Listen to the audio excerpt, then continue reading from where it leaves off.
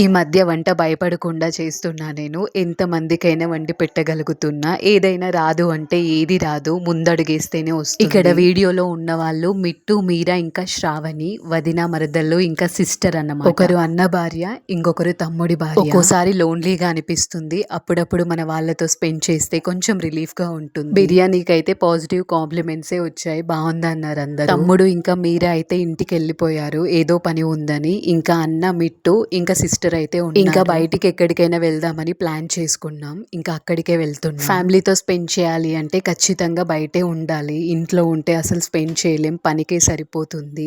బయటికి వెళ్తేనే స్పెండ్ చేయగలుగుతాం. అన్న, మిట్టు ఇంకా శ్రావణి అయితే ముందు బైక్ పైన వెళ్తున్నారు. నేను, మా ఆయన ఇంకా పాప అయితే వెనకాల వెళ్తున్నాం. ఇంకా ఇక్కడ మా బాబు అయితే మిస్ అయ్యాడు. వాడిని మా తమ్ముడు అమ్మ వాళ్ళ ఇంటికి అయితే తీసుకెళ్లాడు. ట్రావెల్ చేయడం మాకే కాదు మా పిల్లలకి ఇద్దరికి కూడా బాగా ఇష్టం.